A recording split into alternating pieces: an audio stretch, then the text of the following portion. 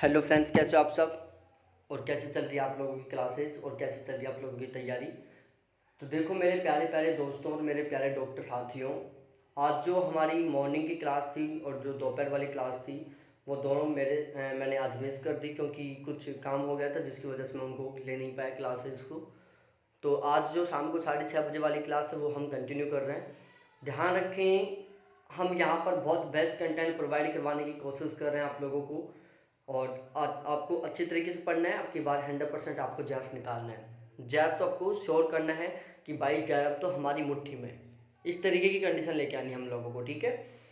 तो देखो मैं अब वैसे लाइव नहीं आता, उसका एक सबसे बड़ा कारण ये है क्योंकि जब हम वैसे लाइव आते हैं तो आधा घंटे में हम 20 क्वेश्चन ही कंप्लीट कर पाते हैं। और यहाँ पर मैं आधा घंटे में इस तरीके से लाइव आकर आपके कम से कम 25 से 30 क्वेश्चन कंप्लीट करवा दूंगा, ठीक है। रेशियो बहुत ही ज़्यादा रहता है, वहाँ पर हमारा टाइम वेस्ट होता है क्योंकि बीच में बातों में लग जाते हैं, क्वेश्चन डिस्कशन में लग जाते हैं। दूसरी बात, आपको खुद को एक रफ पेज लेके बैठना है और आपको लिखना है कि आप कितने क्वेश्चन सही करते हो। और लास्ट में आपको मेरे को फीडबैक देना है, आपको रेस्पॉन्स देना है कि सर हमने ये क्वेश्चन बिल्कुल 100% सही किया, ठीक है। इन समस्त बातों का आपको ध्यान में रखना है मेरे प्यारे प्यारे साथियों, ठीक है जी। हम अपनी क्लास को कंटिन्यू करते हैं। और अभी चैनल पर नए हो तो एक बार सब्सक्राइब करके वीडियो को लाइक कर दो। ढेर सारे जो भी आपकी प्रॉब्लम है वो सारे कमेंट करके मेरे साथ शेयर कर लो। कौन सा सही सुमेलित नहीं है? डोलाइन, यॉर्डगंज, तटबंध और ज्यूगेन, भूमिगत, हिमानी, नदी और पवन। बताओ यहाँ पर कौन सा सही सुमेलित नहीं है। तो देखो यहाँ पर, देखो मैं बता देता हूँ आपको, वैसे सिंपल सा है। डोलाइन भूमिगत जल द्वारा बनता है। डोलाइन है, युवाल है, पोलजे है, गोल रंध्र है, विलियन रंध्र है। देखो गोल रंध्र है, विलियन रंध्र है, डोलाइन है, युवाल है और पोलजे है। ये सारे के सारे हैं जो भूमिगत जल द्वारा बनते हैं। और ध्यान रखना, आकार के आधार पर इनको व्यवस्थित क्रम में करवा लेता है वो। तो सबसे छोटा आकार होता है गोल रंध्र का, उससे बड़ा होता है विलियन रंध्र का, उससे बड़ा होता है डोलाइन का, उससे बड़ा होता है युवाल का और सबसे बड़ा होता है पोलजे, ठीक है। ध्यान में रखना है आपको। बहुत सारे गोल रंध्र मिलकर विलियन रंध्र का निर्माण करते हैं, बहुत सारे विलियन रंध्र मिलकर डोलाइन का निर्माण करते हैं, बहुत सारे डोलाइन मिलकर युवाल का निर्माण करते हैं और बहुत सारे युवाल मिलकर पोलजे का निर्माण करते हैं। उसके बाद यार्डंग की बात की जाए तो ध्यान रखना, यार्डंग है, देखो पवन द्वारा निर्मित होता है, ठीक है। किसके द्वारा? पवन द्वारा। तटबंध नदी द्वारा बनता है, यूगेन पवन द्वारा बनता है। देखो यार्डंग के बारे में आप दो बातें ध्यान रख लो। यार्डंग की रचना जब कोमल तथा कठोर चट्टानों की स्तर लंबवत दिशा में मिलती हैं तो पवन कठोर सेल की अपेक्षा मुलायम सेल को शिखर अपरदित करके उड़ा ले जाती है, ठीक है। आपको डायरेक्टली याद रखना है, ऐसा नहीं पूछेगा कुछ भी। यार्डंग है जो पवन द्वारा बनती है। अगला क्वेश्चन है, निम्नलिखित में से किस स्थिति में नदी अपहरण की अधिक संभावना होती है? कौन सी ऐसी स्थिति है जिसमें नदी अपहरण की अधिक संभावना होती है? आधार तल ऊंचा होगा, आधार तल नीचा होगा, किसी जल विभाजक के दोनों ओर ढाल प्रवणता समान होगी, किसी जल विभाजक के दोनों ओर ढाल प्रवणता में अधिक होगा। बताओ सही आंसर बताओ, यहाँ पर हर किसी को सही आंसर देना है। तो देखो नदी अपहरण की अधिक संभावना कब होगी? जब, ध्यान रखना, किसी जल विभाजक के दोनों ओर ढाल प्रवणता में अधिक अंतर होगा। जब किसी जल विभाजक के दोनों ओर की ढाल प्रवणता में अधिक अंतर होगा तो क्या होगा? नदी अपहरण की अधिक संभावना होगी। देखो यहाँ पर आप ध्यान रखना, मैं कारण बताता हूँ कुछ। अपहरणकर्ता नदी के निम्नलिखित आवश्यक दशाएं हैं। पहली है, नदी का ढाल तीव्र हो अर्थात ढाल प्रवणता अधिक हो, घाटी की चौड़ाई कम हो। देखो ध्यान रखना, जब नदी का ढाल तीव्र होगा या ढाल प्रवणता अधिक होगी तो भी नदी अपहरण अधिक होगा। जब नदी में की चौड़ाई कम होगी तो सीधी सी बात है, जब नदी की चौड़ाई कम होगी तो उसमें नदी जल की मात्रा अधिक होगी तो क्या करेगी? वो अपहरण करेगी। जल की मात्रा अधिक हो, जब नदी का आकार भी छोटा है उसमें जल की मात्रा भी अधिक है तो सीधी सी बात अपहरण अधिक होगा। नदी कमजोर सैल से होकर बहती हो, यदि कोई भी नदी है जो कठोर चट्टानी सैलों से से होती हुई बह रही है तो सीधी सी बात है वो अपहरण नहीं कर पाएगी, वो अपरदन नहीं कर पाएगी। लेकिन यदि कोई नदी कोमल चट्टानों से होकर बह रही है तो डायरेक्टली बात है वो क्या करेगी? अपहरण करेगी। नदी की स्थिति अन्य की अपेक्षा नीची होनी चाहिए।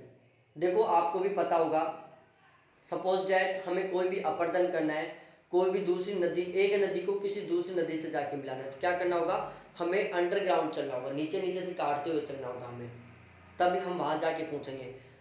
आप सभी को पता है ना, आपको यदि इस कैंडिडेट को पकड़ना है तो आप यहाँ से चलो, यहाँ से चलोगे तो कभी नहीं पकड़ पाओगे इसको, यहाँ से चलोगे तो आप इसको आसानी से पकड़ पाओगे। ठीक है। नदी की धारा में बोझ कम होना चाहिए। यहाँ पर बोझ का मतलब क्या है, बोझ का मतलब होता है उसमें अवसाद की मात्रा। यदि नदी के जल में अवसाद की मात्रा अधिक होगी तो वो तीव्र गति से नहीं बह पाएगा, आप सभी को भी पता है ना, रुक रुक के बहेगा। और यदि उसमें अवसाद नहीं होगा, बोझ कम होगा, तो वो बहुत ही तीव्र गति से फ्लो करेगा। निम्नलिखित में से किस फसल का उत्पादन की तुलना में अंतर्राष्ट्रीय व्यापार कम होता है? बताओ कौन सी फसल है जिसका उत्पादन की तुलना में अंतर्राष्ट्रीय व्यापार कम होता है? चावल, कौवा, रबर और गेहूं। बताओ इस क्वेश्चन का सही आंसर। और देखो अभी तक आपने ये काम नहीं किया तो भाई ये काम मैं बार बार नहीं बोलूँगा, क्योंकि मेरे को भी शर्म आने लग जाती है बोलते बोलते। ठीक है, तो आपको खुद को ही लाइक करना है, आप खुद ही चैनल को सब्सक्राइब करते रहना। ठीक है, और PDF लेने के लिए आप मेरे कॉन्टैक्ट नंबर हैं 7891350470, ये मेरे व्हाट्सअप नंबर है, इनके ऊपर आप मेरे से चैट कर लो और तुरंत PDF ले लो। तो देखो इस क्वेश्चन का सही आंसर है, देखो मैं बता देता हूँ आपको। विश्व में गेहूं के पश्चात सर्वाधिक क्षेत्रफल चावल पाया जाता है। देखो दो बातें हैं, विश्व में सबसे ज़्यादा उत्पादन किया जाता है, यदि खाद्य फसलों की बात की जाए ना, कि निम्नलिखित में से कौन सी खाद्य फसल विश्व में सबसे ज़्यादा बोई जाती है, तो ध्यान रखना विश्व में चावल है जो सबसे ज़्यादा बोई जाने वाली खाद्य फसल है। और यदि क्षेत्रफल की बात की जाए कि विश्व में क्षेत्रफल के आधार पर कौन सी खाद्य फसल सबसे ज़्यादा क्षेत्र में बोई जाती है, तो वो होती है गेहूँ। ठीक है, यहाँ पर आपके दो जो कंफ्यूज थे वो क्लियर हुए।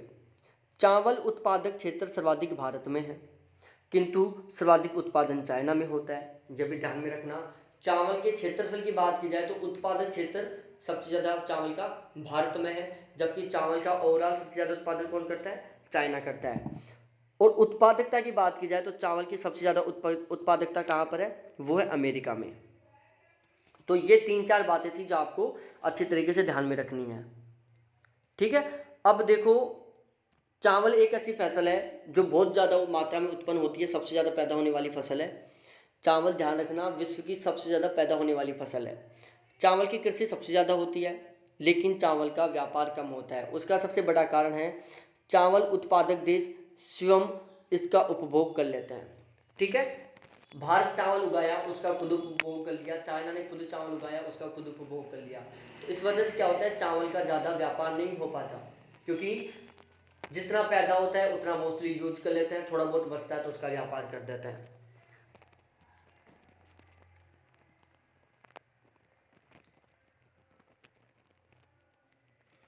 निम्नलिखित अक्षांशों के माध्यम से कुट की सहायता से सागरीय लवणता का अवरोही क्रम बताओ।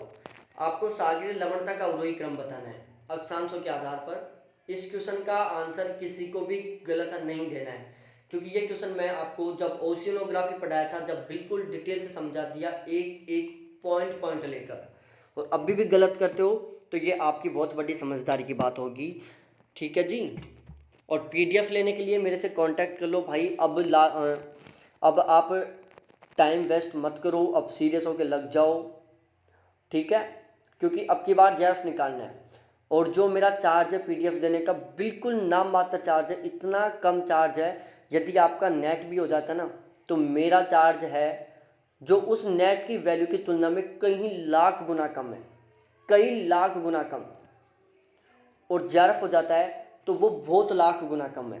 नाम मात्र चार्ज है, हर कोई पे कर सकता है PDF लेने के लिए। PDF लेने से आपको बहुत सारे बेनिफिट मिलेंगे। तो देखो सागरीय लवणता की बात करी जाए भाई साहब, मैं आपका डाउट क्लियर करते हुए पढ़ाऊँ आगे। हमने क्या पढ़ा था लवणता के बारे में, कि जो लवणता होती है सबसे ज़्यादा प्रभावित किससे होती है, किसी भी क्षेत्र की लवणता बढ़ने के लिए सबसे महत्वपूर्ण कारक होता है, यदि लवणता को बढ़ाना है तो वहाँ पर वाष्पीकरण अधिक होना चाहिए।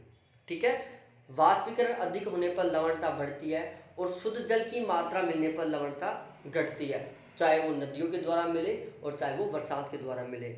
ठीक है, तो यहाँ हम बात करें सबसे पहले इस क्षेत्र की। तो यहाँ पर क्या होता है, टेम्परेचर तो अधिक होता है, विषुवत-रेखीय क्षेत्र में टेम्परेचर अधिक होता है, लेकिन यहाँ पर बरसात अधिक होती है। ठीक है, तो ओवरऑल 15 से 30 डिग्री 40 डिग्री अक्षांशों के बीच में सर्वाधिक लवणता पाई जाती है। उसके बाद 10 से 15 डिग्री अक्षांशीय क्षेत्रों में लवणता पाई जाती है। तीसरे स्थान पर आता है 40 से 50 डिग्री अक्षांश, और चौथे स्थान पर आता है भाई 50 से 70 डिग्री उत्तरी अक्षांश। तो यहाँ पर यह क्रम बिल्कुल राइट होगा। अब देख लो किस में मिला हुआ है, 2 1 3 4। समझ गए होंगे। शंकुधारी वनों में निम्न में से किस प्रकार की मृदा पाई जाती है? शंकुधारी वन्य क्षेत्रों में कौन सी मिट्टी पाई जाती है, बताओ भाई। मैं बताता हूँ भाई, आप लोग तो बताओगे या नहीं बताओगे। देखो मैं पहले इसको समझा देता हूँ, मैं थोड़ा ध्यान से पढ़ना, काम की बात है। उत्तरी रूस, उत्तरी यूरोप, उत्तरी कनाडा के टेगा वनों को शंकुधारी वन कहते हैं। पहली बात, उत्तरी रूस, उत्तरी यूरोप, उत्तरी कनाडा के टेगा वनों को शंकुधारी वन कहते हैं। और यहाँ पर पॉडजोल मिट्टी पाई जाती है। कौन सी मिट्टी पाई जाती है? पॉडजोल मिट्टी पाई जाती है। तो ध्यान रखना, जो शंकुधारी वन क्षेत्र है, टेगा वन क्षेत्र है, वहाँ पर पॉडजोल मिट्टी पाई जाती है। और एक बात और ध्यान रखना, जो टेगा वनस्पति क्षेत्र है वो दक्षिणी गोलार्ध में नहीं पाया जाता। टेगा वनस्पति क्षेत्र, जलवायु क्षेत्र ओनली उत्तरी गोलार्ध में पाया जाता है, ये आपको ध्यान में रखना है। ठीक है, आगे बात करें।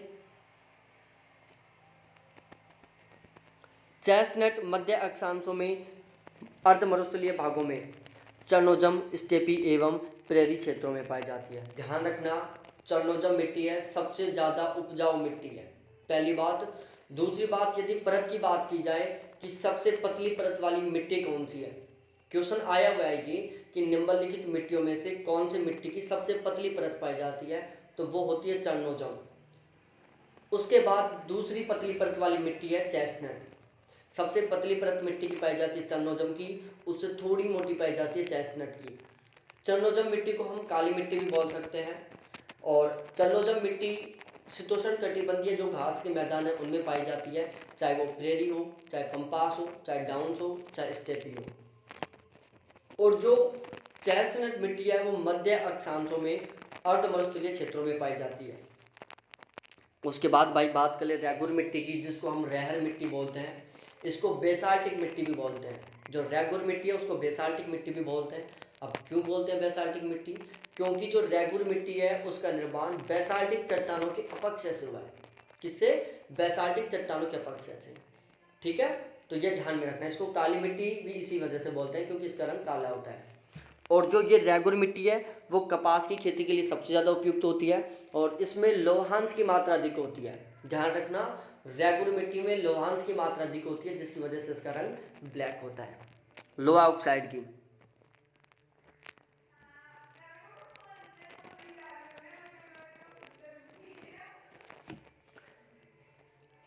पारिस्थितिकी तंत्र के बारे में निम्न कथनों पर विचार कीजिए तथा कुट की सहायता से सही उत्तर का चयन करो। पहला है, यह भूतल पर एक सुनिश्चित क्षेत्र धारण करता है। दूसरा है, यह एक संवर्त तंत्र है जिसमें पदार्थ एवं ऊर्जा का सतत प्रवाह होता रहता है। यह विभिन्न प्रकार की ऊर्जा द्वारा चालित होता है, परंतु सौर ऊर्जा सर्वाधिक महत्वपूर्ण होती है। इसमें मापक आयाम नहीं होता। बताओ भाई, पारिस्थितिकी तंत्र के बारे में बताना है आपको, इकोसिस्टम के बारे में कौन सी बात सही है? इस क्वेश्चन का हर किसी को आंसर देना है भाई, क्योंकि ये वो क्वेश्चन है जो हर कोई सही करके आएगा। रियलिटी है, ये वो क्वेश्चन है जिसको हर कोई सही करके आएगा। और ये ध्यान रखना, ये क्वेश्चन फर्स्ट पेपर के लिए भी इम्पोर्टेंट है।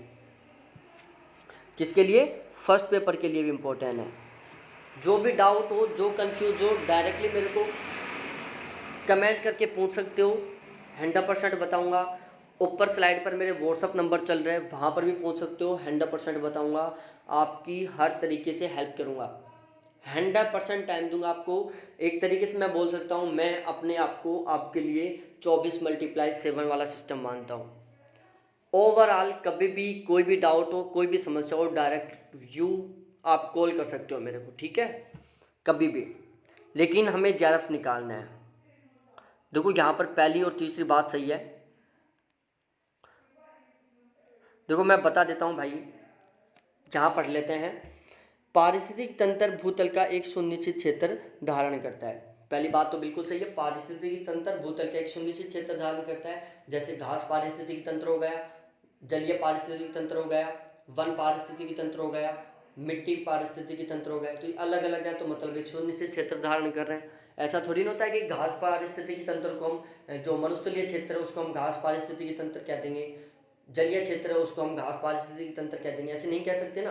क्योंकि घास पारिस्थितिकी तंत्र को हम घास पारिस्थितिकी तंत्र कहेंगे, वन्य क्षेत्र को हम वन पारिस्थितिकी तंत्र कहेंगे, मिट्टी वाले क्षेत्र को मृदा पारिस्थितिकी तंत्र कहेंगे। ठीक है, ये बातें ध्यान में रखना।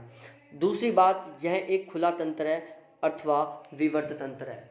जो पारिस्थितिकी तंत्र है वो एक विवर्त तंत्र है, ना कि संवर्त तंत्र। संवर्त का मतलब होता है छोटा, संकुचित, जबकि ध्यान रखना जो पारिस्थितिकी तंत्र बहुत विस्तृत है, बहुत लंबा एरिया होता है इसका।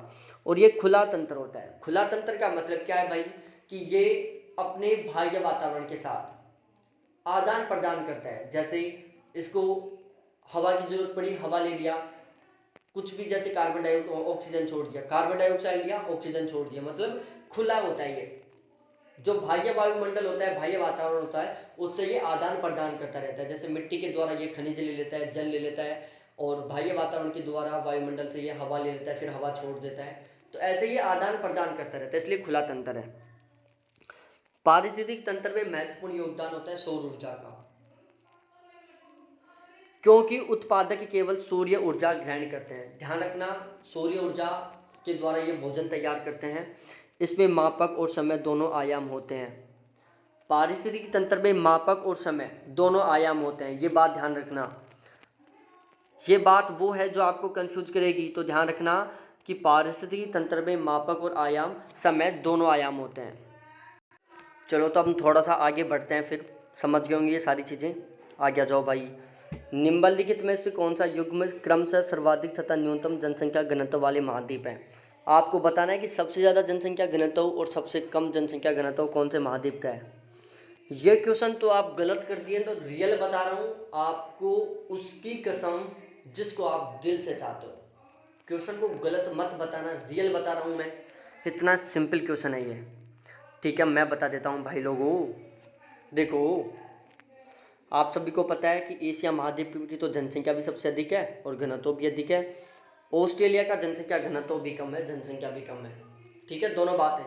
यहाँ पर अंटार्कटिका होता तो अंटार्कटिका शामिल होता, ठीक है, यह ध्यान में रखना। और यदि यहाँ पर एशिया नहीं होता तो फिर अफ्रीका होता। सबसे ज़्यादा जनसंख्या घनत्व किसका है? सबसे ज़्यादा जनसंख्या घनत्व एशिया का, फिर अफ्रीका का। सबसे कम है ऑस्ट्रेलिया का। ऑस्ट्रेलिया से भी कम है अंटार्कटिका का। सबसे ज़्यादा एशिया, फिर अफ्रीका, सबसे कम अंटार्कटिका और ऑस्ट्रेलिया। बताओ क्वेश्चन नंबर अगले का। नवीन वलित पर्वतों को ट्रेजरी पर्वत भी कहते हैं। इसका निर्माण मुख्यतः रचनात्मक प्लेट किनारों के सहारे हुआ है। भाई बता दो, प्लेट विवर्तनिकी के सिद्धांत से संबंधित क्वेश्चन है। कितना सिंपल क्वेश्चन है।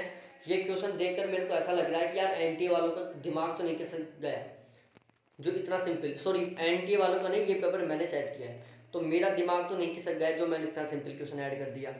अब देख लो भाई लोगों, ध्यान रखना, वलित पर्वत का निर्माण कब होता है? सबसे पहले तो ये बात रखो, वलित पर्वतों का निर्माण कब हुआ था? टर्सरी काल में हुआ था, इसलिए हमें क्या कहते हैं? इनको टर्सरी पर्वत कहते हैं। ठीक है। अब वलित पर्वतों का निर्माण कैसे होता है? दो प्लेट जब एक दूसरे की ओर अभिसरित होती हैं, जब दो प्लेट एक दूसरे की ओर अभिसरित होती हैं, सपोज दैट इस तरीके से होती हैं, इससे क्या होता है? वलित पर्वतों का निर्माण होता है। तो हम इसको क्या बोलेंगे? विनाशात्मक प्लेट बोलेंगे, क्योंकि जब ये दोनों प्लेट आपस में टकराएंगी तो क्या होगा भाई? विनाश होगा। जब दो गाड़ियां आपस में टकराती हैं तो क्या होता है? विनाश होता है, क्योंकि दोनों गाड़ियों के बम्पर टूट जाते हैं। बिल्कुल सेम ये होगा यहाँ पर भी। जब ये दोनों प्लेट आपस में टकराएंगी तो इन दोनों का जो आगे का हिस्सा है वो भी टूट जाएगा और पीछे भी थोड़ी थोड़ी क्षति पहुंचेगी, तो इसलिए हम बोल रहे हैं विनाशात्मक। ठीक है। दूसरी साइड यदि ये दो प्लेट इस तरीके से जा रही हैं और इनके बीच में ये डिस्टेंस बनती जा रही है, सपोज दैट इस तरीके से डिस्टेंस बन गई, फिर इस तरीके से डिस्टेंस बढ़ती जा रही है। तो यहाँ पर क्या हो रही है भाई, रचना हो रही है किसकी, बीच में एक खाली दरार की रचना हो रही है ना, दरार की, तो इसलिए हम इसको बोलते हैं रचनात्मक। तो ध्यान रखना, वलित पर्वतों का निर्माण कैसे होता है, जब दो प्लेट आपस में टकराती हैं। आपने कोबर का भूसन्नति सिद्धांत पढ़ा होगा, वहाँ से आपका ये डाउट क्लियर हो गया होगा। नहीं हुआ है तो भाई इसका कोई सॉल्यूशन भी नहीं है। देखो इसमें क्या होता है मैं बता देता हूँ। जब दो प्लेट आपस में टकराती हैं तो क्या होता है, जो अधिक घनत्व वाली प्लेट है वो कम घनत्व वाली प्लेट के नीचे छेपित हो जाती है, ठीक है, और उससे क्या होता है, वलित पर्वत का निर्माण होता है। प्रोजेक्शन हमें पढ़ना नहीं है।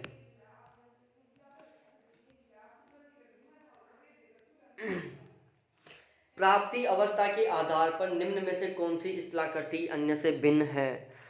इतना गजब क्वेश्चन है यार, इतना गजब क्वेश्चन है।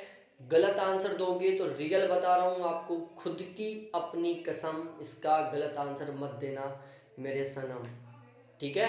एक क्वेश्चन याद हो, एक गाना याद होगा, कौन सा, तेरी याद बहुत अब आने लगी है, याद होगा ना थोड़ा थोड़ा, नहीं है तो अब याद कर लेना, वो वाला सिस्टम है। एक गाना ये है, तेरे इश्क में पागल हो गया दीवाना तेरा रे, यहाँ पर तेरे की जगह में जरफ सेट करना है, जरफ के इश्क में पागल हो गया दीवाना तेरा रे, ठीक है, जरफ को सेट कर दो यहाँ पर और पागल बन जाओ। जैसे प्यार में पागल होते हैं ना, सब कुछ भूल जाते हो, केवल सोते टाइम भी उसी के सपने आते हैं, जगते टाइम भी उसी के सपने आते हैं, बैठे बैठे भी उसी के सपने आते हैं, ख्यालों में भी वही होती है, ख्वाबों में भी वही होती है, बिल्कुल वही हाल करो। जरफ आपके ख्यालों में भी होना चाहिए, ख्वाबों में भी होना चाहिए, आपको सदा याद रहना चाहिए।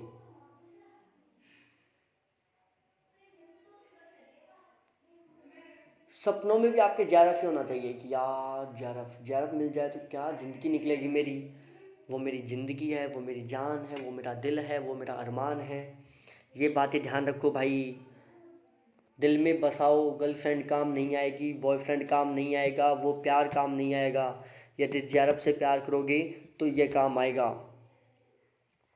मैं बताता हूँ भाई, देखो डाइक, लैकोलिथ, उससे ये तीनों क्या है, ये तीनों की तीनों ज्वालामुखी द्वारा निर्मित आंतरिक स्थल रूप है।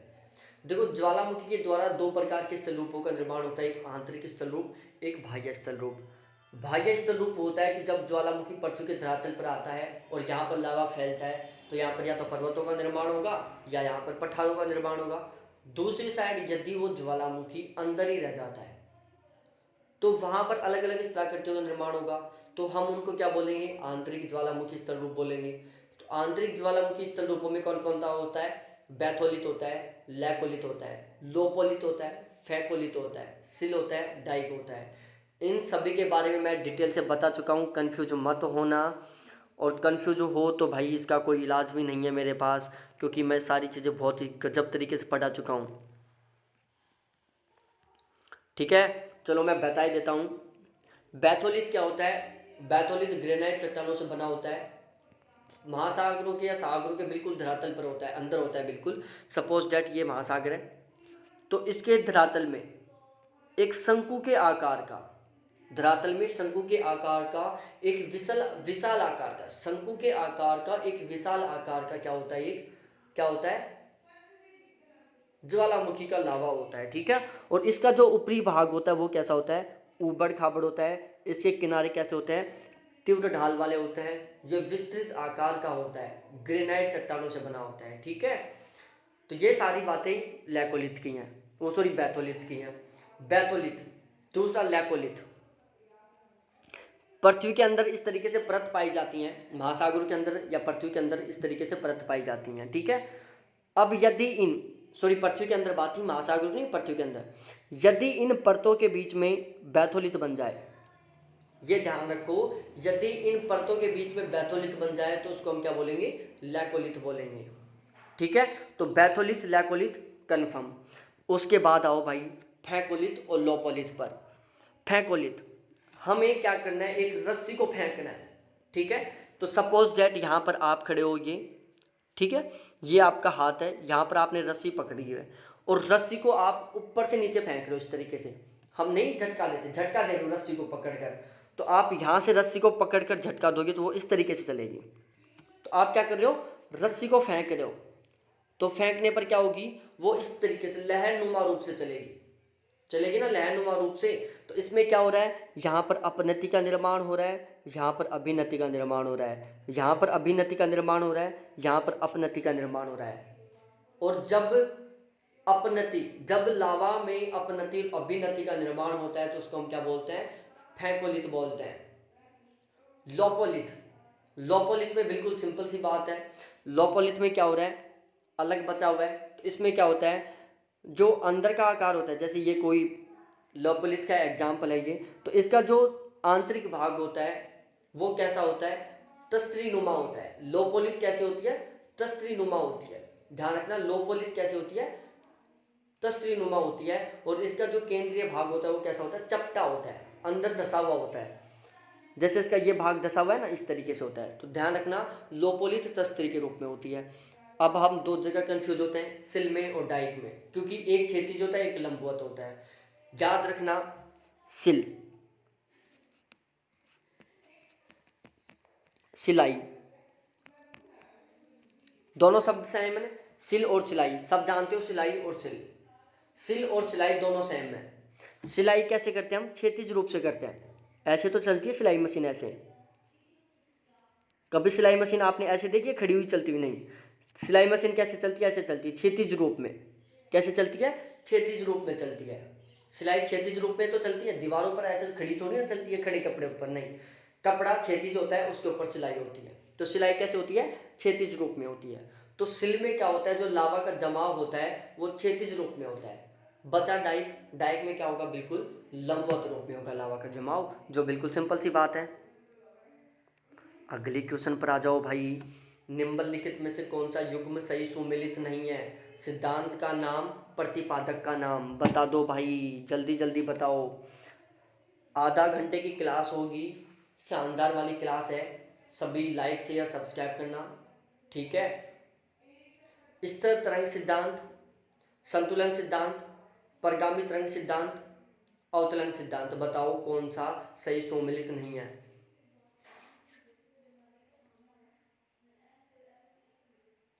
भाई लोगों, ये क्वेश्चन गलत बता दिया ना तो देख लेना, देखोगे तो क्या यार मेरे को, देखो देखो भाई देखो, स्तर स्तर सिद्धांत किसने दिया, हैरिस मोदे ने दिया। संतुलन सिद्धांत न्यूटन मोदे ने दिया। परगामी तरंग सिद्धांत विलियम हेवल ने दिया। किससे संबंधित है, ज्वार भाटा की उत्पत्ति से संबंधित है। न्यूटन, संतुलन का सिद्धांत किसने दिया, न्यूटन ने दिया। किससे संबंधित है, ज्वार भाटा की उत्पत्ति से संबंधित है। अवतलन सिद्धांत किसने दिया, डार्विन ने दिया। किससे संबंधित है, प्रवाल भित्ति की उत्पत्ति से संबंधित है। अब आपको बताना है कि स्थिर तरंग सिद्धांत किससे संबंधित है, बताओ स्थिर तरंग सिद्धांत किससे संबंधित है, आपको खुद को बताना है। और ध्यान रखना, मर्रे मोदे ने एक सिद्धांत दिया था, स्थल स्तर सिद्धांत, ठीक है। मर्रे मोदे ने सिद्धांत दिया था स्थिर स्थल सिद्धांत, किससे संबंधित था, प्रवाल भित्ति की उत्पत्ति से संबंधित था। डार्विन मोदे ने दिया था अवतरण सिद्धांत, जिसको इंग्लिश में सब्स्टिट्यूशन थ्योरी बोलते हैं। और मर्रे मोदे ने दिया था स्थिर स्थल सिद्धांत, ठीक है। तो इन्होंने बताया था भाई कि स्थिर स्थल सिद्धांत में जो आधार तल होता है वो बिल्कुल स्थिर रहता है, जबकि डार्विन मोदे ने बताया था अवतलन सिद्धांत में कि भाई जो आधार तल होता है वो नीचे धंसता रहता है, ठीक है। तो आपको बताना है स्थिर तरंग सिद्धांत किससे संबंधित है।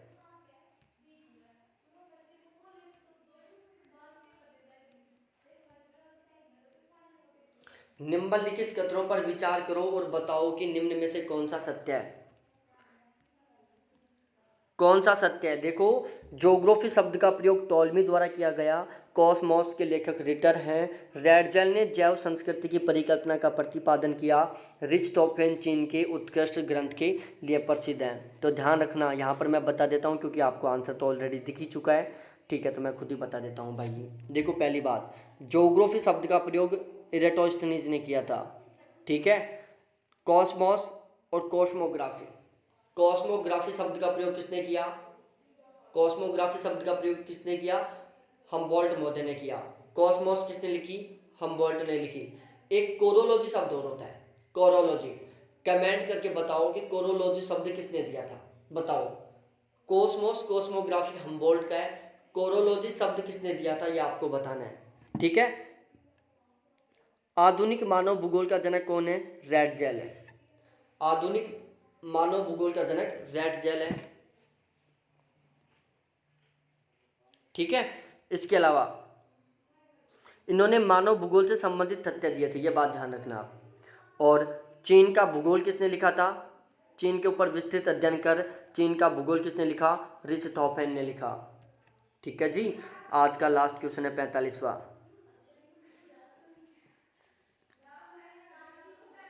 क्योंकि 11:30 बजे लाइव आना है और टाइम 6:13 हो गया। आज मैं थोड़ा बिजी था, इस वजह से मैं लाइव ज़्यादा कंटेंट नहीं ले पाया। कल से वही क्लास शेड्यूल रहेगा। निम्न भूगोल वेताओं को उनमें कालानुक्रम के अनुसार कुट की सही सहायता से व्यवस्थित करो। Humboldt, Kant, Ritter, Ratzel. Humboldt, Kant, Ritter, Ratzel, बताओ भाई बताओ।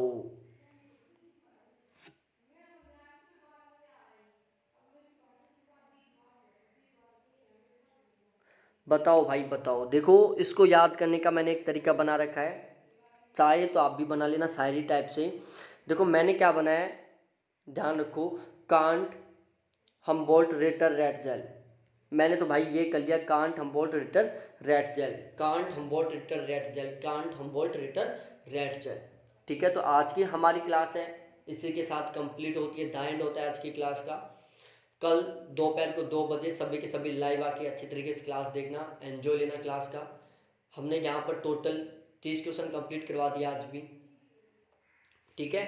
तो बहुत बहुत धन्यवाद आपको देखने के लिए, और हमने बहुत ही बेस्ट तरीके से एक्सप्लेन किया है हर क्वेश्चन को, ठीक है। तो बहुत बहुत धन्यवाद आप सभी को देखने के लिए, और चैनल को सब्सक्राइब शेयर अच्छी तरीके से किया करो। बाय।